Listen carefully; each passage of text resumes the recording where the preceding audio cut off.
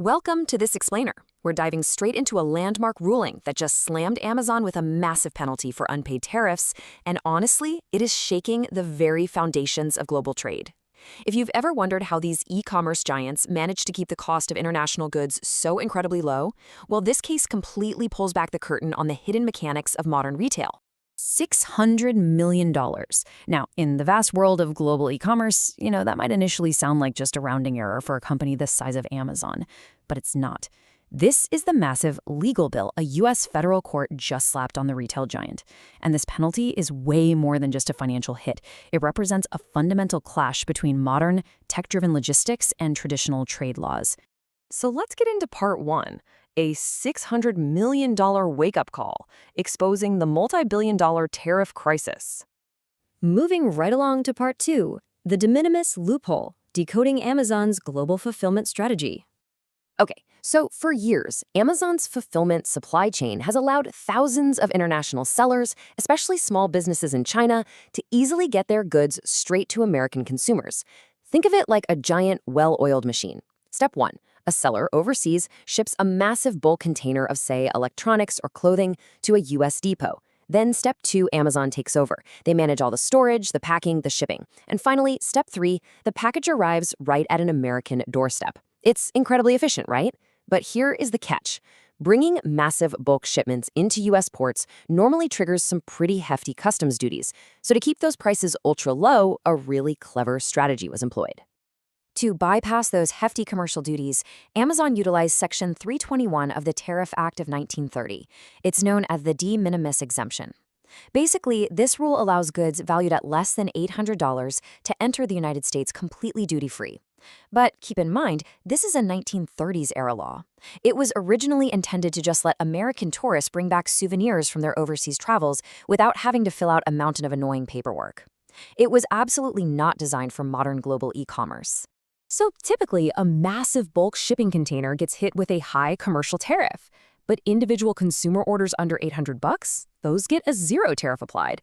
So Amazon argued that because their massive bulk containers were eventually going to be broken down into those individual customer orders, each worth less than $800, the entire shipment container should just be treated as tariff-free. I mean, it was a loophole large enough to drive a literal cargo ship through. But the crucial turning point here really hinges on the term importer of record. You see, for a shipment to actually qualify for that de minimis rule, it must be shipped directly to an individual consumer. But U.S. Customs realized Amazon wasn't shipping these massive containers directly to consumers. Instead, they were receiving these goods as bulk inventory lots first, right at their own warehouses. By taking ownership of the shipping logistics into the U.S., Amazon effectively made themselves the importer of record rather than the individual consumer. And that distinction, that became the absolute linchpin of the government's case. Which brings us to part three, the legal courtroom showdown, where U.S. Customs and Border Protection takes on tech. Led by U.S. Customs and Border Protection, the government investigated and made one core claim: misclassification of imports. They argued that when an intermediary receives goods on U.S. soil for later resale, those duty-free exemptions designed for personal consumer shipments just don't apply anymore. The case landed in the U.S. Court of International Trade. And crucially, the government wasn't just politely asking for unpaid taxes. They were demanding severe penalties for what they categorized as a willful and knowing misclassification of imports on an industrial scale. And wow, when Judge Jennifer Cho Groves delivered her bombshell judgment in September 2024, she made it incredibly financially painful. The court didn't just demand the estimated original duties of $300 million. No, because the court found that these actions knowingly skirted the law at a massive commercial scale, the judge actually doubled the pain. She added another $300 million in statutory penalties and accrued interest, bringing us to that massive $600 million total we talked about earlier. The message was crystal clear. You simply cannot stretch a law meant for personal travelers to cover industrial-scale logistics. Now, to be fair, Amazon fiercely defended its business model. They argued that the current regulations are hopelessly outdated, having been written decades before the internet was even a concept, which, is true. They maintained that the third-party sellers who actually own the goods, not Amazon, should be the ones held legally and financially accountable for these tariff obligations. However, critics were super quick to point out a fundamental flaw in that argument. Passing a $600 million legal liability onto millions of small businesses doesn't really make sense. because those third-party sellers have absolutely zero control over how their goods are imported once they hand them over to Amazon's global supply chain. The sellers aren't the ones negotiating massive freight logistics or making the final customs classification decisions at the ports, right? So, on to part 4, the end of cheap goods. Let's look at the ripple effect across the entire e-commerce industry.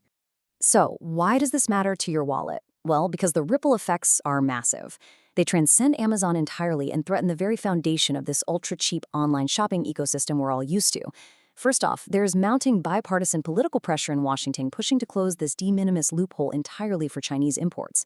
Lawmakers are arguing that the current rule gives foreign companies an unfair tax advantage and totally undercuts American manufacturers who are forced to pay full commercial tariffs.